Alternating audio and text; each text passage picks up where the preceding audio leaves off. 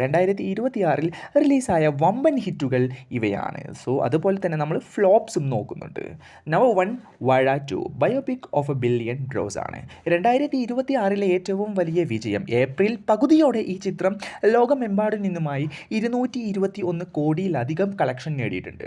വെറും 18 ദിവസത്തിനുള്ളിലാണ് 200 കോടി കടന്ന ഈ സിനിമ മലയാളത്തിലെ ഏറ്റവും വേഗത്തിൽ ഈ നേട്ടം കൈവരിക്കുന്ന 5ാമത്തെ ചിത്രമായിട്ട് മാറി. നമ്പർ 2 ആട് 3.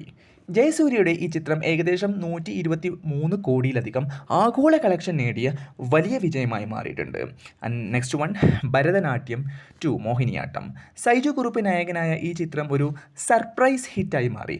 ഏകദേശം 5 കോടി ബജറ്റിൽ നിർമ്മിച്ച ഈ ചിത്രം 28 കോടിയിലധികം കളക്ഷൻ നേടുകയും ഏകദേശം 200% ലാഭം ROI നിർമ്മാതാക്കൾക്ക് നൽകുകയും ചെയ്തു. പ്രതീക്ഷിച്ച വിജയം നേടാത്തവ flops or disaster. First of one Pallichattambi. Tovino തോമസും പൃഥ്വിരാജും ഒന്നിച്ച ഈ ഒരു ചിത്രം 45 കോടി ബജറ്റിലാണ് നിർമ്മിച്ചത്. എന്നാൽ ഇതിന് ഏകദേശം 13 കോടി മാത്രമാണ് നേടാനായത്.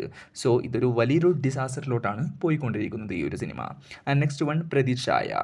ഈ ഉണ്ണികൃഷ്ണൻ സംവിധാനം ചെയ്ത പ്രതിച്ഛായ, ധ്യാൻ ശ്രീനിവാസിൻ്റെ ഭീഷ്മർ എന്നിവ ബോക്സ് ഓഫീസിൽ നിലം തൊടാതെ പൊട്ടിപ്പോയിട്ടുള്ള ഒരു വലിയൊരു ബോംബുകൾ മാത്രമായിട്ട് പോയിട്ടുള്ള സിനിമകളാണ്.